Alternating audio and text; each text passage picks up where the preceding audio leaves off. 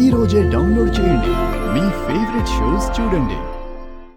నా దగ్గర తీసుకున్న అప్పు కట్టకుండా మీ ఇంట్లో దీపాలు వెలక్కూడదని నీకు తెలీదా?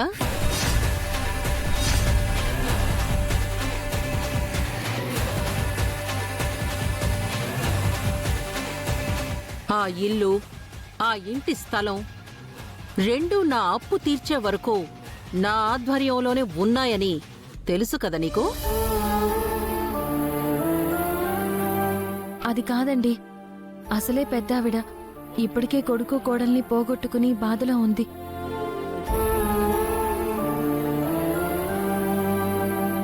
అలాగే అప్పు భారం ఎక్కువ అయింది. మనవరాలికి కూడా ఆరోగ్యం బాగోలేదు.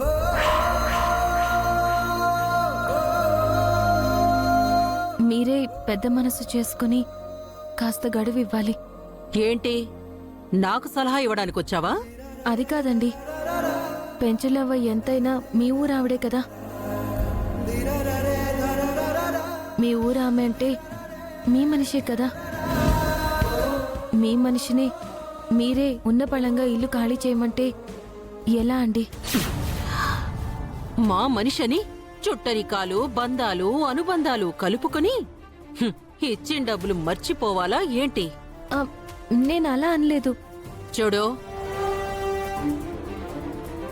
నువ్వు నీ భర్త ఈ విషయంలో తలదూర్చొద్దు.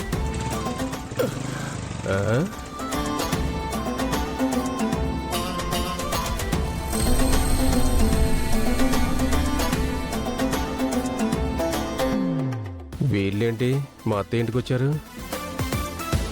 పెంచలవా, ఇప్పటికే వడ్డీ చాలా ఇవ్వాలి. అసలు సంగతి ఇంకా ఎప్పుడిస్తావో ఏంటో ఆ దేవుడికే తెలియాలి. ఇప్పుడు ఈ సమస్యకి పరిష్కారం ఏం చేయమంటావు?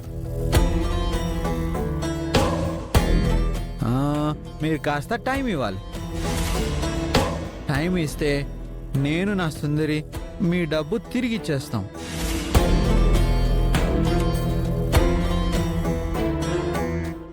అవునా? నువ్వు ఈ మాట చెప్పినంత ఈజీ కాదు. లేదండి, మీరు టైం ఇవ్వలేకపోతే మేమేమీ చేయలేము. ఆవిడ తరపున నేను మాటిస్తున్నాను, మీ డబ్బులు మీకు తిరిగి ఇచ్చేస్తాము. మాకు కొంచెం గడువు ఇవ్వండి. ఓహో, ఆ ముసల్దాని డబ్బులు ఇస్తామని వీళ్ళిద్దరూ ఒప్పుకుంటున్నారన్నమాట. అయితే నా చేతికి సిక్కినట్టే ఈ పెట్ట.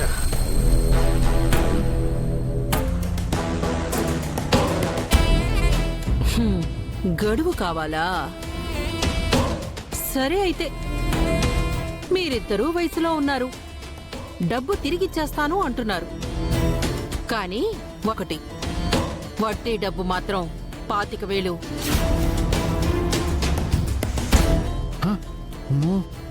రేపు సూర్యుడు పొద్దు పొడిచే టయానికి అవి నా చేతిలో ఉండాలి.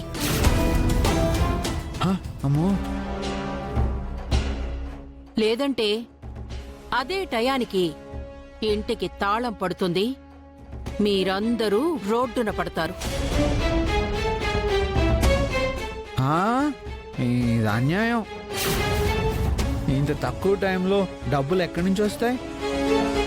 ఒక్కరోజైనా గడువు కావాలా, లేకుంటే ఇప్పటికిప్పుడు ఇల్లు ఖాళీ చేస్తారా? ఇది అన్యాయం చెప్తున్నాం కదా. బాలాగారు, మీరు ఆగండి. చూడతాను. ఆగండి. అలాగేనండి, మీరన్నట్టు ఏదో ఒక విధంగా వడ్డీ డబ్బు ఏర్పాటు చేస్తాను.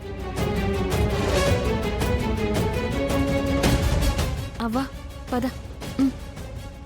పద అమూల్య, పద.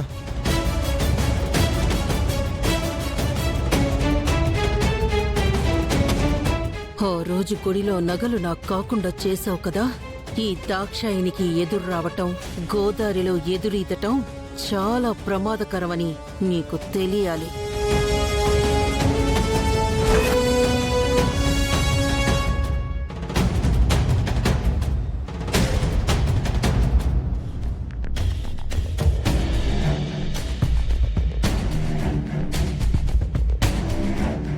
ఏమండి, కాఫీ?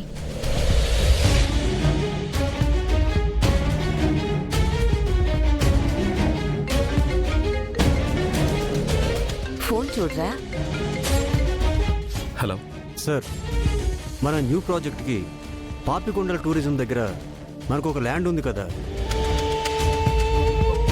దాన్ని చూడడానికి మీరు వెళ్తున్నారు కదా, దానికి అన్ని ఏర్పాట్లు చేశాను సార్. Okay good.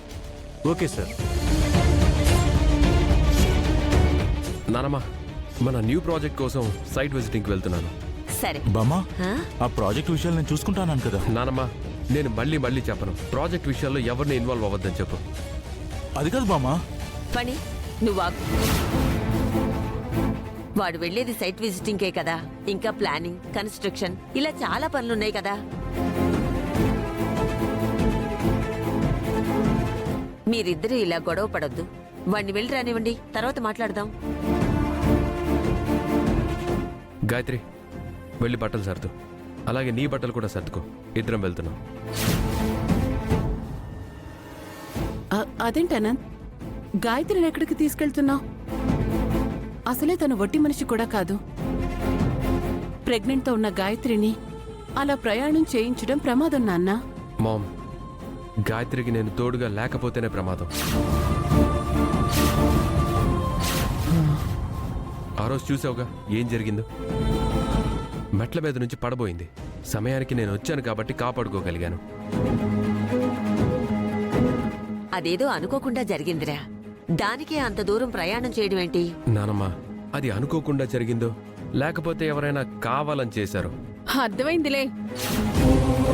నీ భార్య దగ్గినా తుమ్మినా కూడా దానికి కారణం మేమే అనేసి ఇండైరెక్ట్ గా చెప్తున్నావు, అంతే కదా?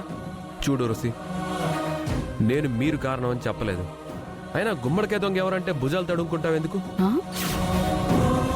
అంత భుజాలు తడుముకోవాల్సిన అవసరం మాకు లేదు. బామ్మా, వాడితో పాటు వాడి భార్యను కూడా వెళ్ళమని చెప్పు. ఆవిడ ఇక్కడే ఉంటే ఆవిడ గారికి దోమ కుట్టినా సరే దానికి కారణం మేమే అని నిందలేస్తాడు. కరెక్ట్గా చెప్పేవరా పని. అత్తయ్య, ఈ నిందలు మోయడం ఆ మహాతల్లి త్రిపురతోనే అయిపోయిందనుకున్నాం. ఇదిగో ఈ అనంత్ కూడా అదే పనిలో ఉన్నాడని మాకిప్పుడు అర్థమవుతోంది. నాయనా అనంతు, నువ్వు మాకు మంచి గుణపాఠాలే చెప్తున్నావు. అది కాదు వాసుకి, ఎప్పుడూ లేంత నువ్వేంటి ఎలా మాట్లాడుతున్నావు? ఎప్పుడూ లేంది వాడి ప్రవర్తన ఎందుకిలా ఉందో మీకు అర్థం కావటం లేదా వదినా? మీరు ఎలాగైనా అనుకోండి. గాయత్రి పద. ఆ?